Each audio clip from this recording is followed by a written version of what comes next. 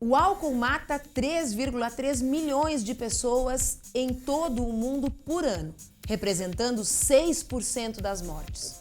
O tabagismo é a principal causa de câncer de pulmão, sendo responsável por mais de 2/3 das mortes por essa doença no mundo. O álcool e o tabaco são drogas altamente viciantes, mas sua produção, sua venda e seu consumo são legais na maior parte do mundo. Por isso, são também as drogas mais usadas. O excesso do consumo de cigarro e bebidas alcoólicas pode trazer diversos danos para a saúde, inclusive para a boca. Um projeto de pesquisa do curso de odontologia aqui da UPF, em parceria com o curso de ciências biológicas, vem desenvolvendo um estudo a partir da análise de células bucais de pacientes fumantes e alcoólatras. Quer saber mais sobre esse projeto de pesquisa aqui da UPF? Então fique ligado, porque o Universidade Aberta está só começando.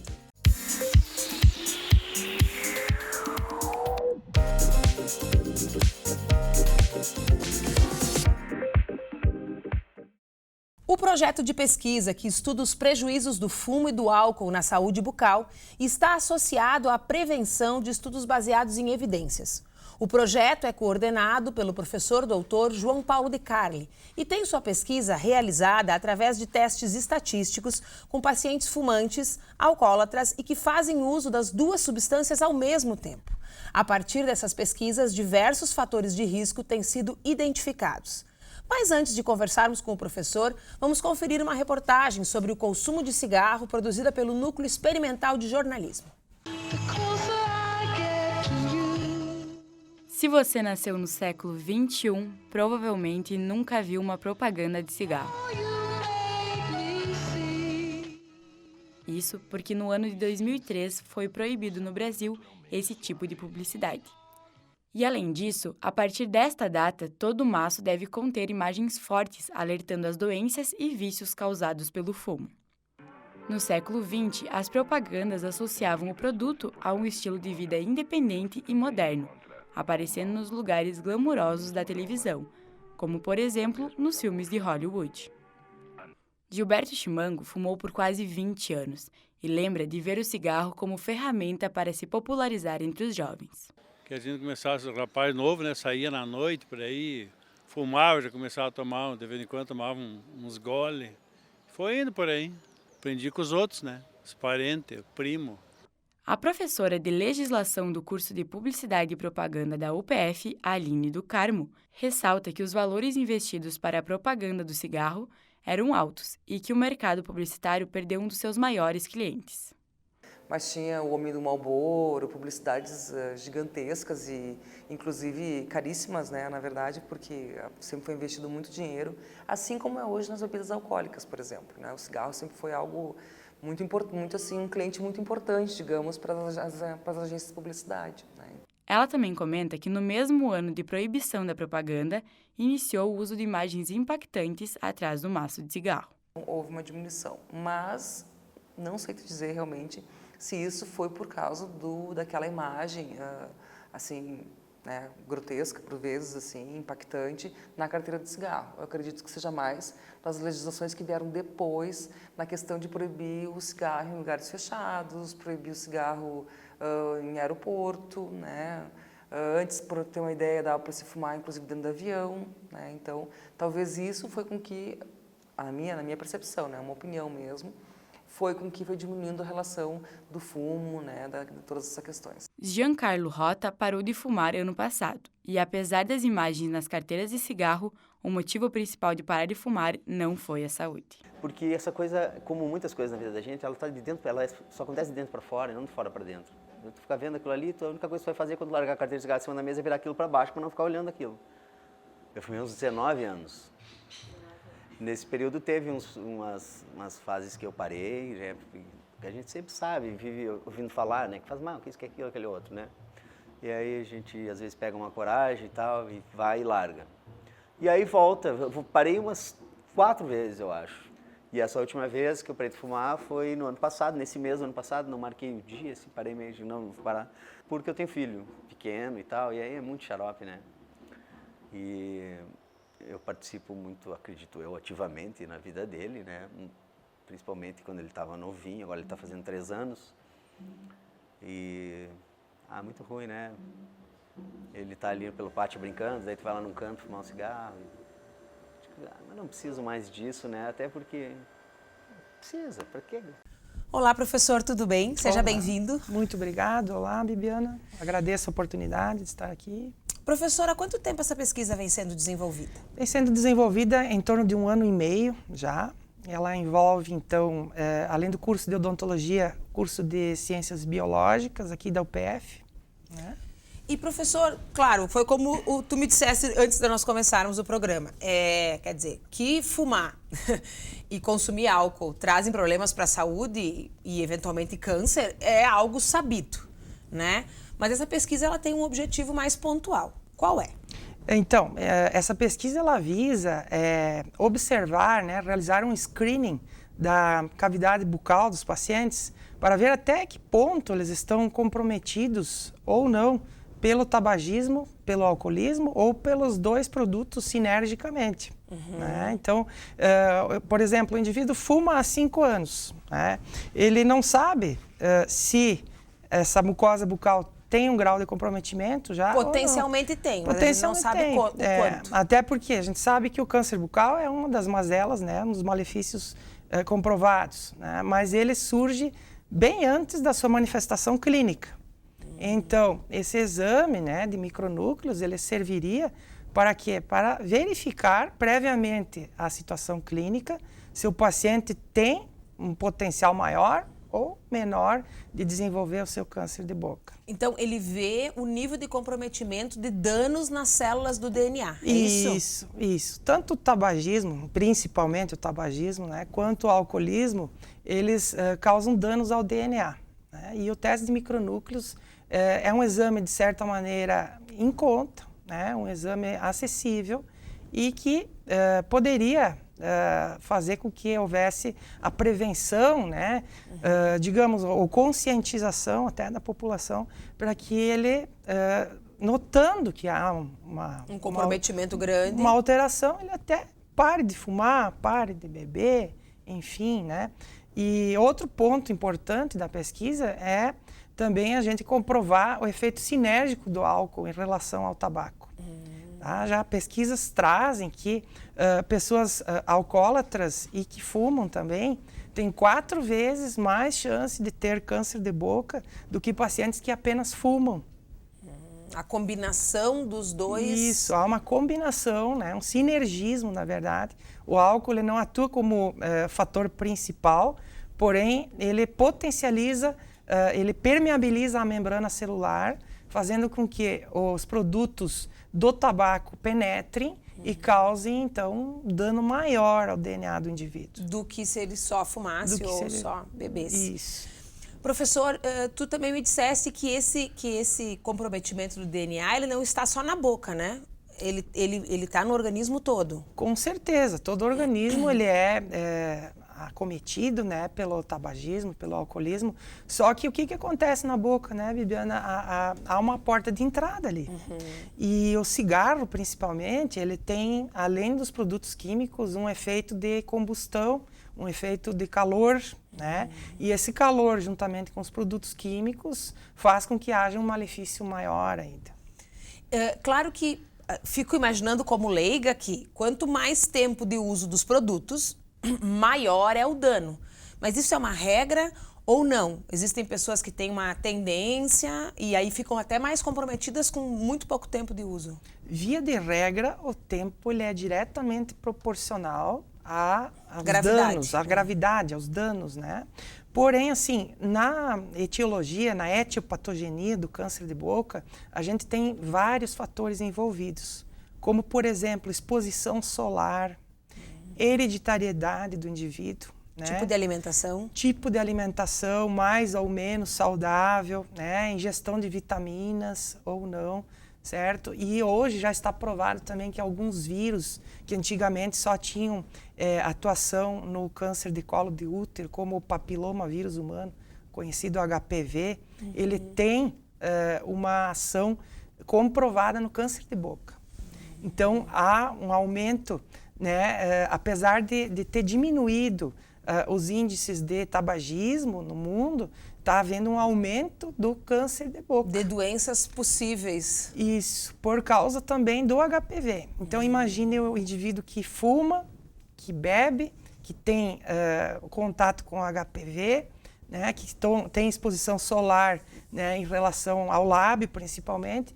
Todos esses fatores corroboram para que haja um somatório. E quantas bocas vocês investigaram nesse 1 ano e meio? Então, o objetivo da pesquisa é que a gente chegue a 120 pacientes. Tá? Sendo dividido em 4 grupos, 30 pacientes em cada grupo. O primeiro grupo de pacientes num grupo controle, que não fumam e não bebem e nunca tiveram contato, né, com esses produtos. O segundo grupo de pacientes tabagistas, que só fumam e não bebem. O terceiro grupo de pacientes tabagistas e etilistas. E o quarto grupo de pacientes apenas etilistas, certo?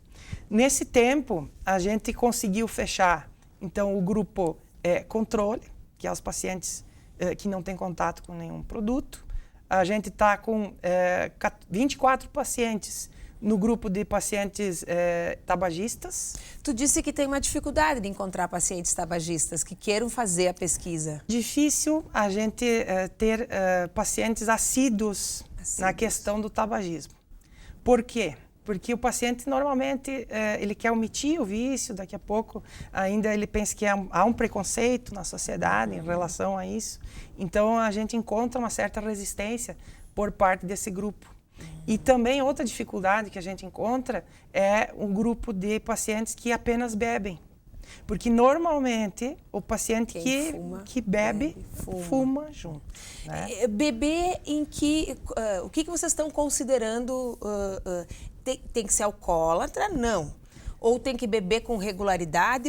Qual é a principal característica? Segundo a Organização Mundial da Saúde, Bibiana, o indivíduo, para ser considerado alcoólatra, ele tem que consumir mais do que 10 gramas de álcool por semana. Por semana. Certo? Tá. Então, isso aí equivaleria a 6 taças de vinho, mais do que 6 taças de vinho, mais do que 6 doses de bebida destilada, né? Ou mais do que 6 copos de cerveja, tá? Então, não é muito difícil. Não é muito difícil.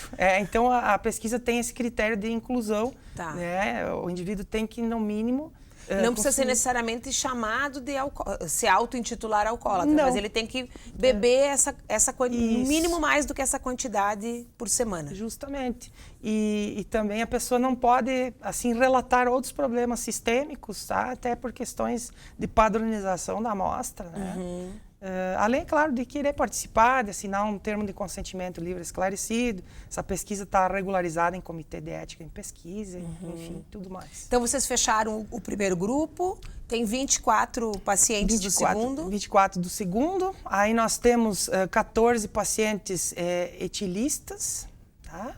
E nós temos 24 pacientes tabagistas e etilistas. Olha, então falta pouco para fechar os grupos. Falta pouco. E desses grupos que vocês já fecharam, vocês já fizeram a coleta? Fizemos uma análise estatística prévia e nós temos, então, os resultados que a gente já esperava, né?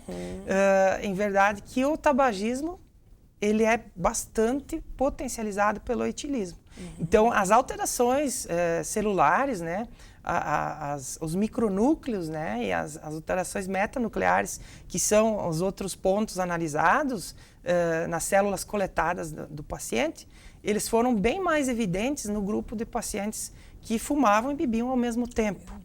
Então, isso corrobora com as pesquisas, né, de que o câncer de boca ele é bem mais comum em pacientes tabagistas e alcoolistas.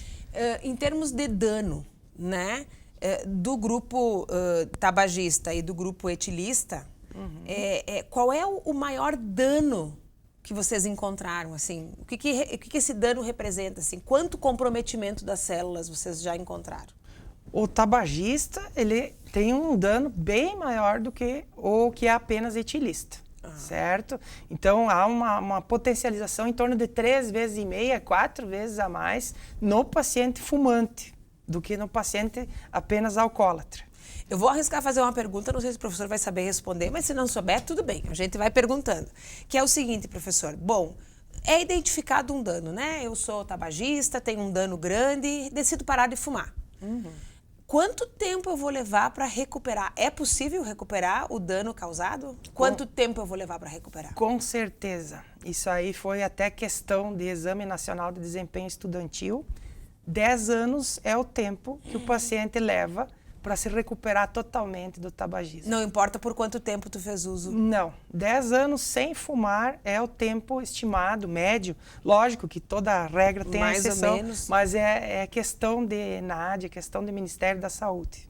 10 anos. 10 Ou anos. seja, se você aí em casa faz uso de algum tipo de álcool ou cigarro principalmente, né? Preste atenção, porque se você parar, você leva 10 anos para se recuperar, Se né? limpar, vamos dizer assim. Se limpar, sim. Isso aí. Bom, antes do intervalo, nós vamos conferir o depoimento de uma das alunas bolsistas do projeto, a Valquíria Freitas.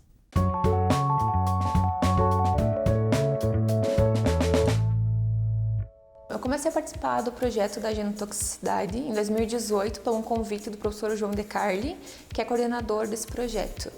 E eu achei que o projeto ele poderia me agregar muito durante a graduação, porque muitas vezes não tem tanto esse contato direto, principalmente com pessoas, porque a maioria das pesquisas são desenvolvidas em laboratório. E eu gosto muito de trabalhar com pessoas, então me agarrei a essa oportunidade. Os pacientes que participam da pesquisa, eles estão em atendimento nas clínicas odontológicas, sendo atendidos por alunos. Então, o que eu faço no projeto é ir até esses pacientes, conversar com eles, ver se eles estão, através da nossa conversa, desse diálogo, ver se eles têm contato, estão expostos a esses agentes genotóxicos, como o cigarro, o álcool. Através disso, eu faço a coleta dos dados dos pacientes e do material biológico, que ele é armazenado e depois é enviado para o Instituto de Ciências Biológicas para serem submetidos à análise.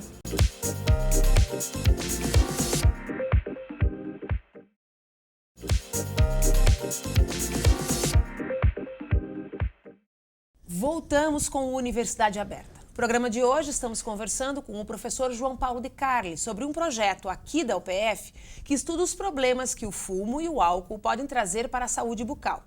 Antes de voltarmos a conversar com o professor, vamos conferir mais uma edição do nosso Fique Sabendo.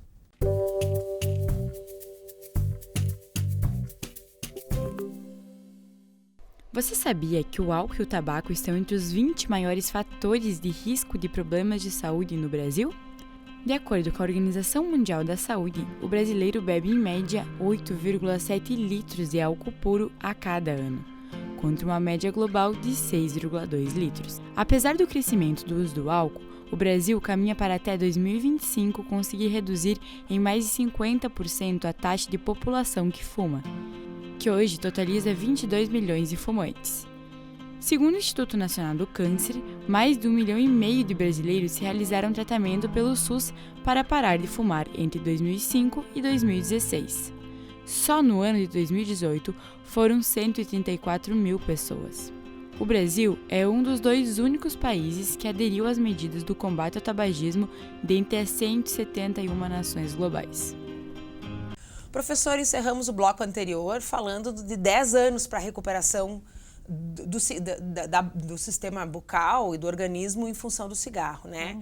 E tu me comentasse no intervalo que do álcool a gente não tem esse prazo, mas que o álcool é bem mais danoso ao sistema de saúde, né? Com certeza, com certeza. O tabagismo, ele causa em torno hoje de 150 malefícios, né? Dentre eles problemas cardiovasculares, né? Problemas cutâneos envolvendo melanoma, envolvendo câncer de pele, né? E dentro existe o câncer de boca também. O câncer de boca, ele é algo assim... Por exemplo, para te ter uma ideia, Bibiana, no Rio Grande do Sul, nós temos hoje uma estatística, até o CRO, que é o Conselho Regional de Odontologia, participa disso, e o Instituto Nacional do Câncer, em torno de 1.000 novos casos de câncer de boca por ano. Por ano, no estado? São diagnosticados, isso. Nossa. Então, é um índice alto, né? Um índice alarmante. Daqui a pouco a pessoa pensa, isso está longe da minha realidade, mas não está. Está perto, está próximo. Tu comentou antes, no bloco anterior, que o câncer ele começa muito antes da sua manifestação clínica. Exames assim podem identificar uma predisposição ou a instalação de algum tipo de câncer na boca? Em verdade, sim. A intenção da pesquisa é essa aí, é produzir uma metodologia, né, que até acabe beneficiando a população, a comunidade, né, e que, de certa maneira, onerem menos ao serviço único, né, ao Sistema Único de Saúde. Por quê? Porque o álcool e o tabaco, eles oneram milhões hoje para tratamento, né, das suas consequências. Então, viria a calhar esse tipo de método, pois se o paciente fosse rastreado, identificado e conscientizado previamente a sua manifestação clínica, né, no caso do câncer de boca, seria algo muito interessante. E o câncer de boca, ele exige um tratamento como todos os outros cânceres. Cirurgia, químio, rádio, quer dizer, tudo aquilo que a gente vê as pessoas que têm câncer passar para fazer um tratamento, a pessoa que tem um câncer de boca está sujeito. O processo é semelhante. Com certeza, e às vezes até pior, porque ele é um câncer, né? O principal câncer de boca, ele se chama carcinoma epidermoide ou carcinoma espinocelular, né? Então, ele é um câncer assim, que tem um potencial de metástase muito alto. O que é a metástase? É um foco secundário do câncer, né, à distância do seu local de origem. Então, no momento em que ele se originou na mucosa, ele acaba se infiltrando para o tecido conjuntivo, que é um tecido mais profundo, e ele acaba, então, entrando nos vasos sanguíneos, pode ir para fígado, rim, intestino, enfim, e a pessoa pode ter um comprometimento generalizado. Muito mais rápido do que os cânceres em outros lugares. Nem sempre, mas assim, ele é um câncer bem agressivo mesmo, muito agressivo. E o tratamento, via de regra, acontece por meio de cirurgia radical, né? Muitas vezes com margem de segurança, onde então é removida a lesão do paciente e também parte de tecido vazio, saudável ao redor. Além disso, é feito um esvaziamento dos gânglios linfáticos ou as vulgas ínguas, né, que estão no pescoço do paciente, porque elas são consideradas linfonodos satélites e acabam querendo defender o organismo nesse momento.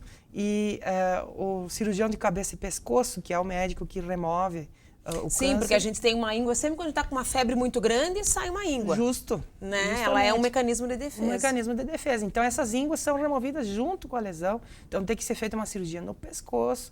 E, posteriormente a essa cirurgia, normalmente é feita radioterapia e avaliada a necessidade de quimioterapia ou não, dependendo do estágio do tumor. Eu fico pensando que, pior ainda, porque o paciente que tem câncer em outros lugares, né, ele não está impedido pela boca de se alimentar, mas como é que faz esse paciente que tem um câncer na boca para comer, né?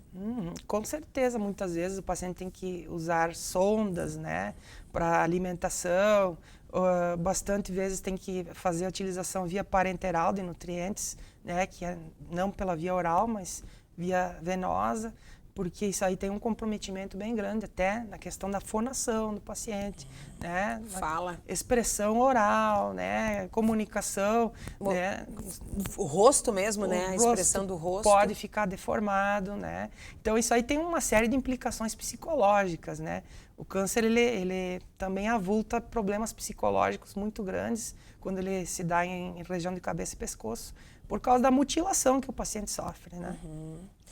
Professor, a gente já recebeu outros projetos de pesquisa da Odonto, né? Alguns que falam sobre a questão da saúde bucal de um modo geral. E eu fico pensando também nesses casos, há uma distinção, por exemplo, entre aquele paciente que ele é fumante ou é etilista, mas faz um acompanhamento regular da sua saúde bucal, e aquele paciente que não cuida da sua saúde bucal de jeito nenhum, e aí tem uma boca até comprometida não só pelo sol, pela alimentação e pelo uso dessas substâncias, mas pela falta de cuidado mesmo, cáries, né, dentes, gengiva, enfim. Isso piora? Aparece isso na pesquisa? Com certeza. Na pesquisa, como não é objeto dela, a gente não está avaliando essa questão. Isso. Porém, assim, pela atividade clínica cotidiana, a gente consegue comprovar que sim, quando dentes estão fraturados, o indivíduo tem um alto índice de biofilme, que, né, a placa bacteriana, ele tem um cuidado, um autocuidado ruim com a saúde bucal, ele tem potencializado a chance de desenvolver câncer de boca. E aí entra a questão do branqueamento, que é uma linha, um caminho que a pesquisa está tomando, né? O que está sendo pensado em relação ao branqueamento? Então, esse é um outro projeto que nós temos também, sendo desenvolvido lá em parceria com o Instituto de Ciências Biológicas. Nós estamos recrutando, então, um grupo de pacientes fumantes e outro grupo de pacientes não fumantes, e em ambos nós estamos testando o clareamento dentário, né? Oferecendo aos indivíduos que se predispõem ou que se voluntariam, né? A gente está conseguindo esse clareamento dentário para eles, para verificar, então, a questão se há uma potencialização ou não do produto clareador em relação ao tabagismo. Existe algum tipo de efeito? Nós não temos ainda resultados dessa pesquisa. Até uma dissertação de mestrado do aluno que está sendo desenvolvida, né? Estamos na fase de coletas. A nossa hipótese é de que haja uma potencialização, porém uma potencialização transitória. Nós já temos resultados preliminares em pacientes que não fumavam, certo? Foi feito já essa pesquisa com agente clareador em pacientes que não fumam.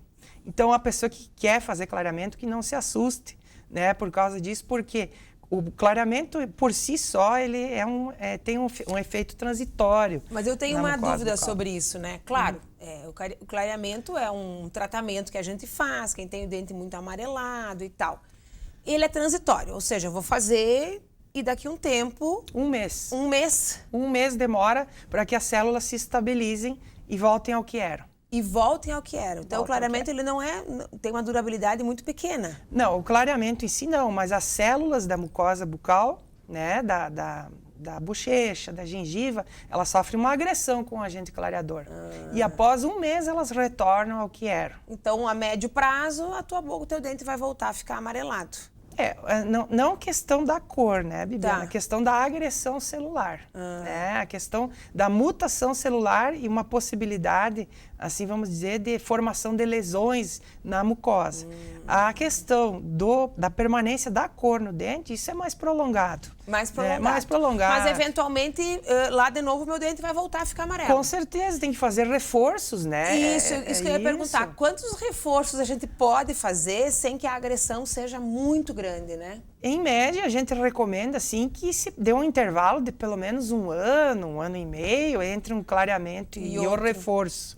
Né? Claro que o reforço vai ser usar menos produto do que na primeira vez. Né? Essa questão dos 30 dias que eu comentei é em relação aos tecidos moles, para que eles voltem a sofrer a mitose, a divisão celular, de uma maneira adequada e normal, né? Dentro dos padrões. Certo.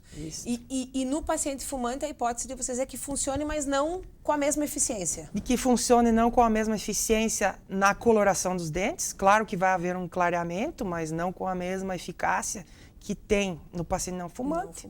E a gente quer ver no tecido mole se há uma potencialização, então, desse efeito maléfico na célula. Se dura mais do que um mês esse efeito que o agente clareador causa no paciente fumante. Tempo maior de recuperação do paciente. Isso, justamente. Esse resultado ainda não temos. Não temos. Vamos voltar aqui quando tiver, porque acho que isso deve ser do interesse de muita gente. Com certeza. Agora é a hora do depoimento da aluna do curso de Ciências Biológicas, a Júlia Vanini.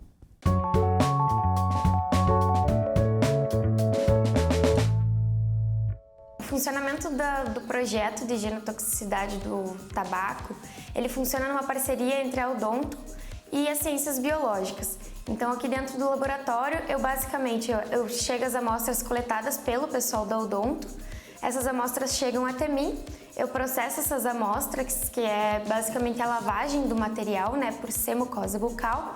Depois eu pingo numa lâmina e a gente analisa, então, com a coloração de Giemsa, que a intenção é a gente contar 1000 células e ver quais células têm as alterações, então, que a gente tenta identificar. Professor, obrigada pela participação e o Universidade Aberta segue de portas abertas quando esses resultados aí estiverem concluídos. A gente que agradece o convite, né? Também a Faculdade de Odontologia está de portas abertas para a comunidade em geral, certo? Nós temos todos os tipos de atendimento odontológico na Faculdade de Odonto. Até se me permite fornecer o telefone, é o 3316-8422, certo? E estamos aí para dirimir qualquer dúvida da população. Ano que vem podemos voltar falando dos projetos de extensão. Com certeza. Temos vários projetos de extensão. Eu acho que é bem interessante para compartilhar com as pessoas, para a né? comunidade, com certeza. Bom, se você gostou do nosso programa, pode ver de novo na íntegra no canal do YouTube. E a reportagem no nosso site, nextjor.com.br. Estaremos de volta na semana que vem com um projeto de extensão ou de pesquisa aqui da UPF ou ainda um serviço prestado pela universidade. Eu espero você. Até lá!